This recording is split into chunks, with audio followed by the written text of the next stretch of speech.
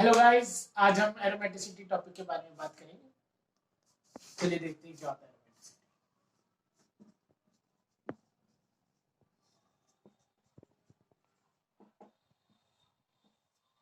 Aromaticity topic बहुत ही important topic है और इसके बारे में नॉलेज होना जरूरी है। इसमें दो तीन बातें हैं इंपॉर्टेंट जो पहले जानना जरूरी है कि एरोमेटिसिटी की कंडीशंस क्या है। पहले तो कंडीशन ये है कि जो आपका कंपाउंड है वो प्लेनर होना चाहिए, sp2 हाइब्रिडाइज्ड होना चाहिए और उसमें कॉन्जुगेटेड सिस्टम होना चाहिए। और फोर्थ और इम्पोर्टेंट जिससे और आगे जाते हैं वो है 4n+2 पाई इलेक्ट्रॉन सिस्टम को,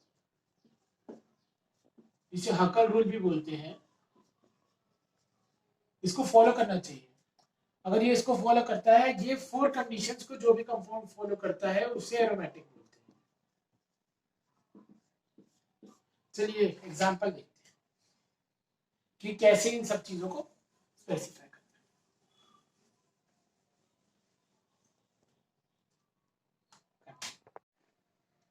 चलिए एग्जांपल्स देखते हैं, उससे ज्यादा अच्छे से क्लियर होगा। ये वाला एक सिस्टम देखिए, ये साइक्लिक है।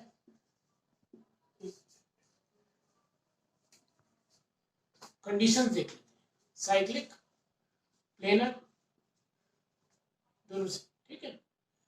कोई भी एक साइक्लिक प्लेनर एंड फिर sp2 हाइब्रिडाइज सिस्टम होना चाहिए और क्या कहते हैं 4n+2 पाई इलेक्ट्रॉन को फॉलो करना चाहिए। तो इस वाले सिस्टम को देखो, ये sp2, ये भी sp2 और ये भी sp2, मतलब तीनों sp2 है, फॉलो कर रहा है, साइक्लिक है, प्लेनर स्ट्रक्चर है और ये है 4n+2 पाई इलेक्ट्रॉन को करता है या नहीं करता है, चलो देखते हैं। तो अब इसमें कितने इलेक्ट्रॉन हो गए? एक पाई इलेक्ट्रॉन है। तो 4n+2 पाई इलेक्ट्रॉन का जो सिस्टम था, तो इसमें जो n की वैल्यू होती है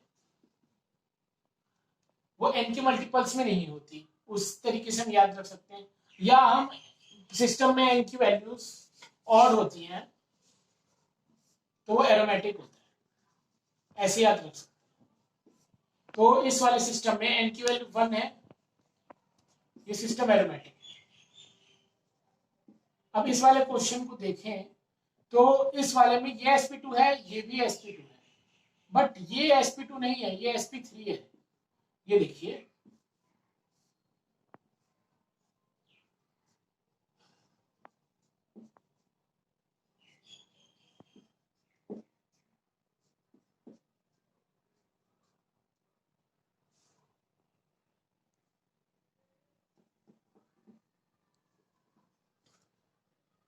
ये sp2 पर ये sp3 है,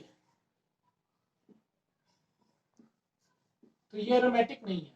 वैसे इस वाले क्वेश्चन में देखो, ये sp2, ये sp2, बट ये sp3, ये भी sp3। तो ये वाले दोनों, ये दोनों एरोमेटिक नहीं है। इनको क्या कहते हैं वो आगे डिस्कस करेंगे। अब इस वाले क्वेश्चन को देखो, ये प्लेनर है, साइक्लिक है, sp2 हाइब्रिडाइजेशन है, ये देखो sp2 है, ये सारे 6 के 6 कार्बन sp2 है। तो अब इसमें n की वैल्यू कितनी है? ऑड कितने हैं? 3। ये है एरोमेटिक। वैसे ही इस वाले को देखते हैं, ये प्लेनर है, साइक्लिक भी है, sp2 दिख रहे हैं, sp2, बट ये sp3 है। तो कंप्लीट sp2 नहीं है, sp3 भी है, तो ये एरोमेटिक नहीं है। यानी कि इस क्वेश्चन में ये वाला एरोमेटिक था, ये वाला एरोमेटिक था, बाकी तीनों एरोमेटिक नहीं थे। चलिए अब जैसे अभी हमने कुछ एग्जांपल डिस्कस करे, अब जो उसमें एरोमेटिक नहीं थे उनके बारे में बात करते हैं।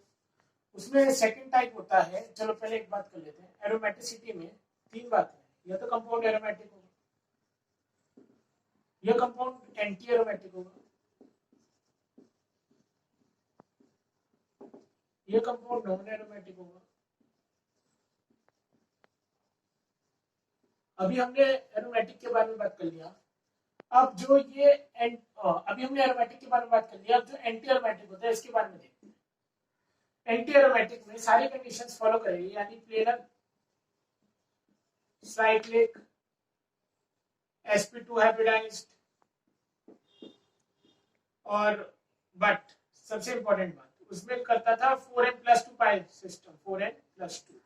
इसमें ये ना करके 4n सिस्टम करेगा।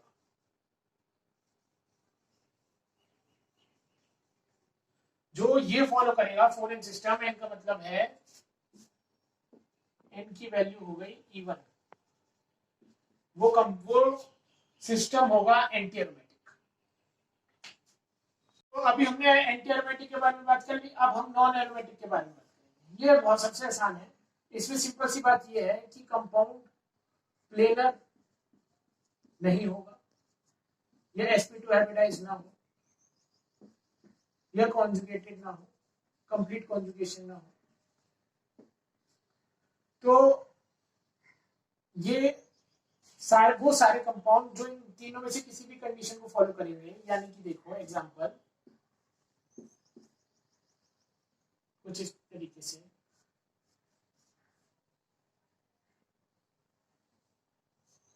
अब ये कंपाउंड में ये sp3 हाइब्रिडाइज्ड है, तो ये नॉन एरोमेटिक।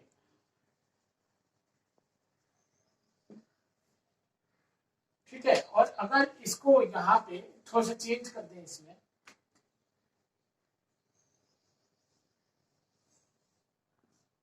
अगर ये 4 कार्बन एटम का सिस्टम जो साइक्लिक प्लेनर है, ये प्लेनर है, ठीक है, कॉन्जुगेटेड है,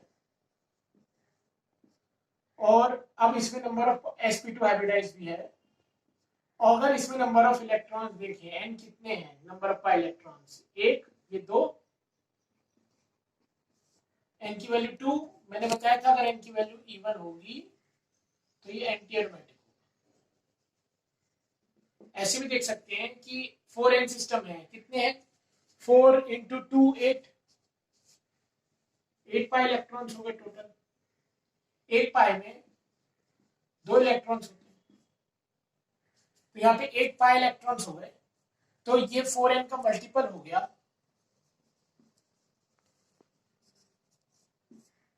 तो ये एंटी एरोमेटिक सिस्टम हो गया।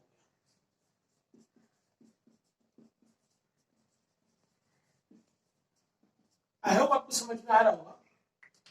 चलिए कुछ फर्दर एग्जांपल्स करते हैं कि पूरी क्लैरिटी आ जाए।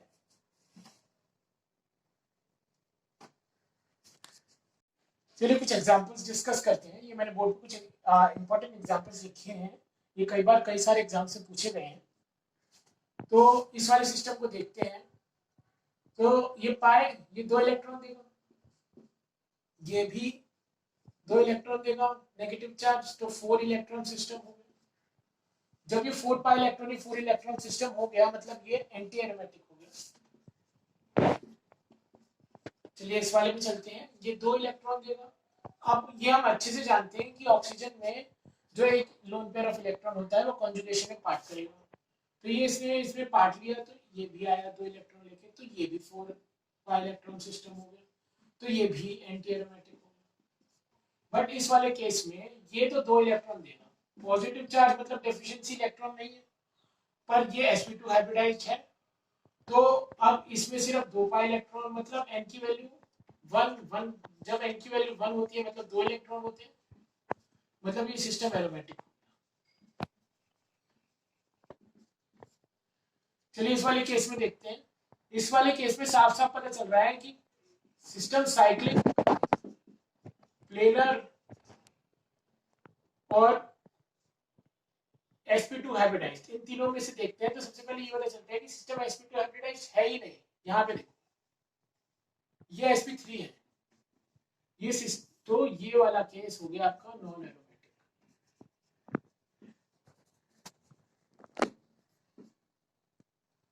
चाहे इसमें ऑक्सीजन यहाँ से 2 दे रहा है, यहाँ से 2 दे रहा है पाए, बट ये sp3 होने की वजह से ये नॉन एरोमेटिक हो गया। ये चीजों को ध्यान रखना होगा। इस वाले केस में यहां से दो 4 एंटी एरोमेटिक, और ये वाला केस, ये इंपॉर्टेंट केस है, इसको ध्यान से देखें, P2 है, मतलब ये सिस्टम प्लेनर कॉन्जुगेटेड है, मतलब प्लेनर सिस्टम है यहाँ पे, और ये दो पाई इलेक्ट्रॉन्स है, दो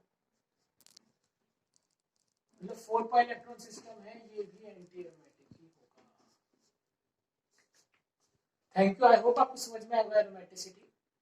आगे फर्दर आप क्वेश्चंस करेंगे।